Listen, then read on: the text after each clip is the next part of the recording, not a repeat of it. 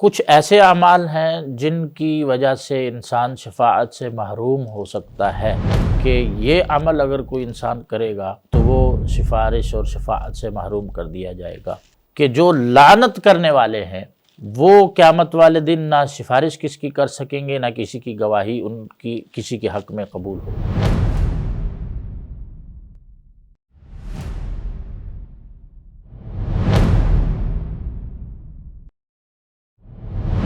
السلام علیکم ورحمۃ اللہ وبرکاتہ۔ بسم اللہ والصلاۃ والسلام علی رسول اللہ۔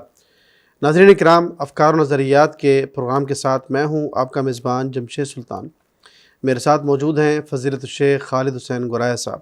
ناظرین، پچھلے پروگرام میں ہم نے وہ اعمال سیکھے تھے، وہ اعمال جانے تھے جو ہمیں شفاعت جیسی عظیم سعادت حاصل کرنے میں مددگار ثابت ہوں گے۔ لیکن ہم جانتے ہیں کہ شیطان ایک ایسا ہمارا دشمن ہے جو اگر ہمیں نیکیاں کرتے ہوئے دیکھے تو ہم سے ایسے اعمال بھی کروا دیتا ہے کہ ہم ان اعمال کی نیکیوں کو تباہ و برباد کر دیں یا اس میں ہم جو ہے وہ خسارے میں چلے جائیں۔ تو شفاعت حاصل کرنا ہم سب کے لیے ضروری ہے، لہٰذا ہمیں یہ بھی معلوم ہونا چاہیے کہ وہ کون سے امور اور کون سے اعمال ہیں جو ہمیں اس عظیم سعادت سے روکنے کے لیے شیطان کی طرف سے وار کیے جاتے ہیں۔ آج کے پروگرام میں ہم اپنے شیخ صاحب سے یہ جاننا چاہیں گے کہ وہ کون سے اعمال اور عقائد ہیں جو قیامت کے دن ہمیں شفاعت حاصل کرنے سے محروم کرنے والے ہیں۔ تو شیخ صاحب کی طرف چلتے ہیں۔ شیخ صاحب۔ الحمدللہ رب العالمین والصلاة والسلام علی سید الانبیاء والمرسلین وعلی آلہ وصحبہ اجمعین، اما بعد۔ یقینی طور پر جیسے ہم نے گزشتہ پروگرام میں ذکر کیا تھا کہ اللہ کے نبی پاک صلی اللہ علیہ وسلم نے بہت سے ایسے اعمال بتائے ہیں جن کو اختیار کرنے سے شفاعت کا حصول آسان ہو جاتا ہے۔ اب کچھ ایسے اعمال ہیں جن کی وجہ سے انسان شفاعت سے محروم ہو سکتا ہے، بلکہ آپ صلی اللہ علیہ وسلم نے بتا دیا ہے واضح الفاظ میں کہ یہ عمل اگر کوئی انسان کرے گا تو وہ سفارش اور شفاعت سے محروم کر دیا جائے گا۔ تو ہر مسلمان کو اس چیز کی بھی فکر رہنی چاہیے، جہاں ہمیں یہ فکر ہوتی ہے کہ ہمیں وہ اعمال پتہ چلیں کہ جن سے ہمارے لیے شفاعت کا حصول آسان ہو جائے، تو اسی طرح ایک مسلمان اور موحد کی یہ ذمہ داری بھی ہے کہ وہ اس لحاظ سے بھی فکر مند رہے کہ مجھ سے کوئی ایسا فعل یا ایسا کام صادر نہ ہو جائے کہ جو مجھے شفاعت سے محرومی کر دے بالکل۔ اور سب سے بڑی محرومی تو وہی ہے آخرت میں کہ ان الخاسرین الذین خسروا انفسهم واہلیہم یوم القیامہ۔ تو خسارہ تو سب سے بڑا وہ ہے کہ جو اس دن انسان اٹھائے۔ تو سب سے جو بنیادی اور پہلا عمل ہے جس کی وجہ سے انسان پر شفاعت کے دروازے بند ہو جاتے ہیں وہ شرک ہے۔ نبی کریم صلی اللہ علیہ وسلم نے واضح طور پر حدیث میں ارشاد فرمایا ہے کہ میں نے اپنی دعا اپنی امت کی شفاعت کے لیے قیامت والے دن کے لیے بچا کے رکھی ہوئی ہے۔ میری یہ سفارش اور شفاعت ہر اس شخص کو نصیب ہوگی جو اللہ کے ساتھ کسی کو شریک نہیں ٹھہراتا۔ تو شرک ایک ایسی ریڈ لائن ہے کہ جس پر آتے ہی انسان کے پر شفاعت کے سفارش کے دروازے بند ہو جاتے ہیں، اعمال کی بربادی کی طرف انسان چلا جاتا ہے۔ اس لیے انسان کو حتی الامکان کوشش کرنی چاہیے، اور یہ اس پر فرض اور لازم ہے کہ وہ توحید کو اچھی طرح سمجھے۔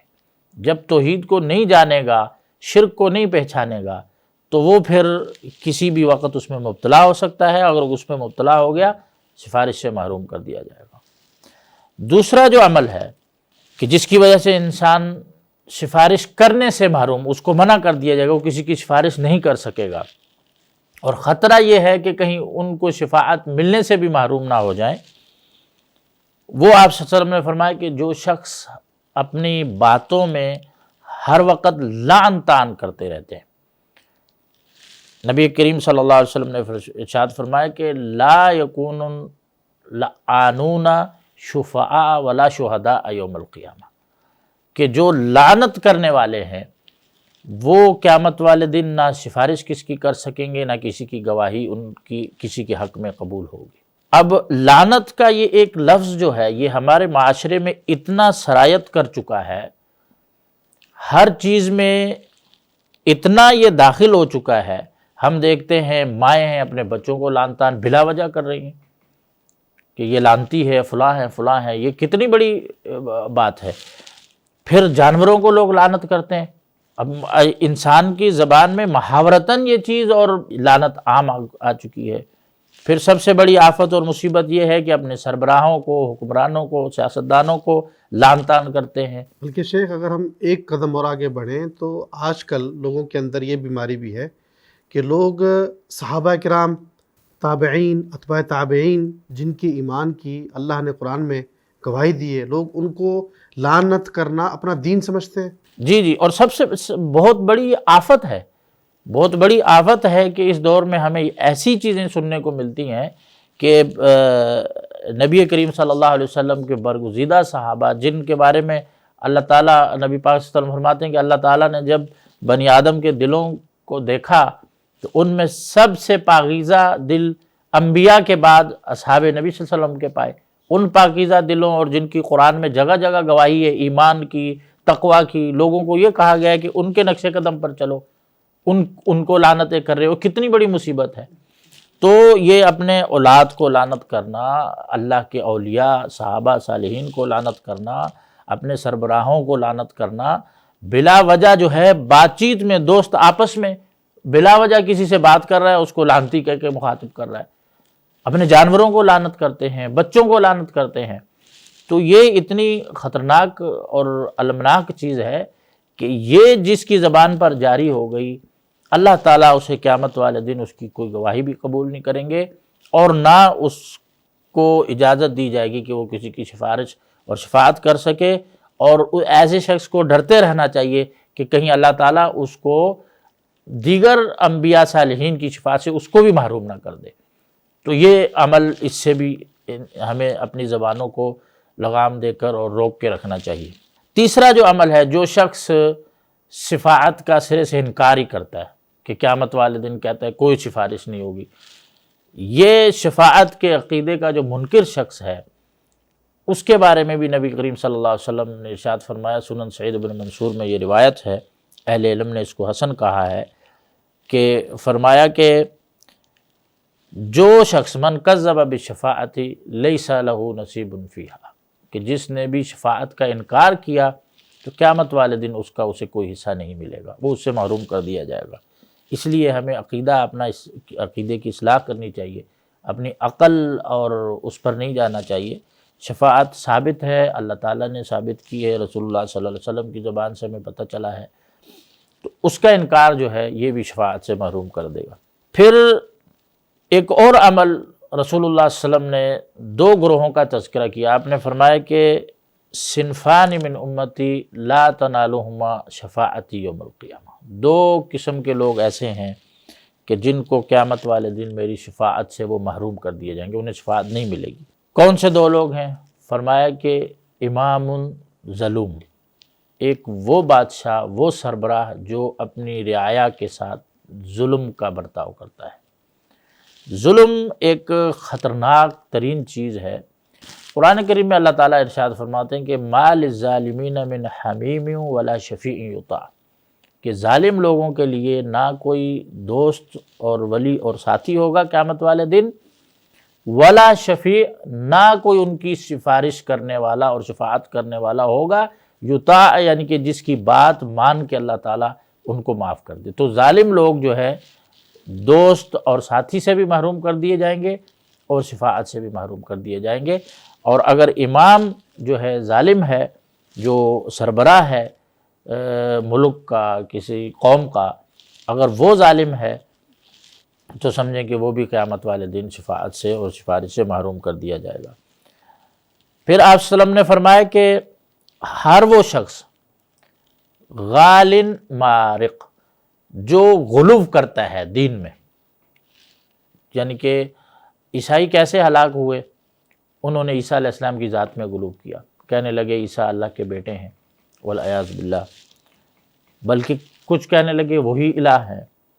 کسی بھی ذات میں اور دین میں غلو کرنا یعنی بڑھا کر ایک چیز کو پیش کرنا دین میں، یہ بھی مارق فرمایا کہ جو دین سے نکل جانے والے لوگ ہیں، یعنی کہ بدعت کے مرتکب لوگ اور دین میں اضافہ کرنے والے لوگ اور دین میں غلو کرنے والے لوگ، یہ لوگ بھی شفاعت سے محروم ہو جائیں گے۔ ایک اور عمل کا تذکرہ کیا ہے رسول اللہ صلی اللہ علیہ وسلم نے کہ وہ لوگ بھی شفاعت سے محروم ہوں گے جو اہل بدعت ہیں۔ بدعت کا مطلب یہ ہوا کہ جیسا شرک یہ ہے کہ اللہ کے ساتھ آپ دشمنی کر رہے ہیں، اس طرح بدعت کا مطلب یہ ہے کہ آپ رسول کے مقابلے میں خود شارع صلی اللہ علیہ وسلم، آپ خود شارع بننے کی کوشش کر رہے ہیں یا کسی اور کو یہ حق دے رہے ہیں۔ تو سنت رسول صلی اللہ علیہ وسلم کو چھوڑ کر بدعت کا دین میں کوئی اپنی طرف سے اضافے کر کے اس کو اپنا لینا، اس کو اپنا شعار بنا لینا اور اسی کی طرف لوگوں کو دعوت دینا، یہ بھی ایک اتنا بڑا جرم ہے کہ اس جرم کے مرتکب لوگ بھی قیامت والے دن نبی پاک صلی اللہ علیہ وسلم کی شفاعت سے محروم کر دیے جائیں گے۔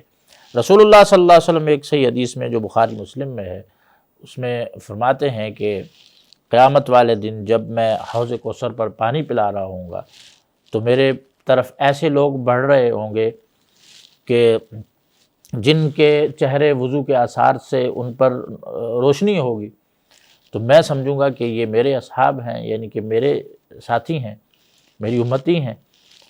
تو آپ فرماتے ہیں کہ ان کے درمیان اور میرے درمیان ایک رکاوٹ کھڑی کر دی جائے گی، تو میں کہوں گا کہ یہ میرے اصحاب ہیں، یہ میرے ساتھی ہیں، میرے امتی ہیں، ان کو آنے دیا جائے۔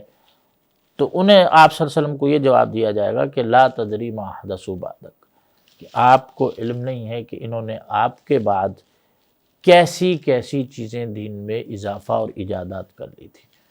تو یہ دین میں بدعت کا ارتکاب جو ہے، اس پر عمل کرنا، اس کی طرف دعوت دینا لوگوں کو، یہ بھی اتنا بڑا جرم ہے کہ ان لوگوں کو قیامت والے دن نبی پاک صلی اللہ علیہ وسلم کی شفاعت اور دیگر انبیاء صالحین کی شفاعت نصیب نہیں ہوگی۔ تو اس سے جو ہے انسان کو بدعت سے اجتناب کرنا چاہیے، ظلم سے اجتناب کرنا چاہیے، اور باقی دیگر جتنے بھی اعمال ہیں جو باعث بنتے ہیں شفاعت سے محرومی کا، ان سے بچ کر رہنا چاہیے تاکہ ہمیں انبیاء اور صالحین کی سفارش اور شفاعت قیامت والے دن نصیب ہو۔ اللہ تعالیٰ سے ہمیشہ دعا کرتے رہیں کہ اللہ تعالیٰ ان اعمال سے ہمیں بچا کر رکھے جو قیامت والے دن ہمیں شفاعت سے محروم کر دے۔ انہ ولی ذلک والقادر علیہ۔ جزاکم اللہ واحسن الجزاء۔ ناظرین کرام، اللہ تبارک و تعالی نے انسان کو اپنا قرب حاصل کرنے کے کچھ اعمال بھی بتائے ہیں اور کچھ اعمال سے بچنے کا حکم بھی دیا ہے۔ یہی ایک واضح دین ہے، یہی ایک طریقہ کار ہے کہ انسان نیکیاں کرے اور برائیوں سے بچے۔ شفاعت ایک ایسا عظیم اللہ تعالیٰ کا انعام ہے جس کو حاصل کرنے کے امور ہمیں کرنے چاہیے، اور جن امور سے اور جن اعمال سے یہ شفاعت سے محرومی لازم آتی ہے ان کو پہچاننا بھی ضروری ہے، ان سے بچنا بھی ضروری ہے، اور اللہ تبارک و تعالیٰ سے اس سے بچنے کے لیے پناہ بھی مانگی جائے تو یہ انسان کے لیے بہت ضروری ہے۔ انشاءاللہ نئے پروگرام میں ایک نئے سوال کے ساتھ دوبارہ حاضر ہوں گے۔ اللہ تعالیٰ سے دعا ہے کہ اللہ تعالیٰ مجھے اور آپ کو پیارے پیغمبر رسول اللہ صلی اللہ علیہ وسلم کی شفاعت سے بہرہ مند فرمائے، اور وہ امور، وہ اعمال سے بچنے کی ہمیں توفیق دے جن اعمال سے اس سے محرومی لازم آئے گی۔ یہیں پر اکتفا کرتے ہیں۔ سبحانک اللہم و بحمدک، اشہد ان لا الہ الا انت، استغفرک و اتوب الیک۔ السلام علیکم ورحمۃ اللہ وبرکاتہ۔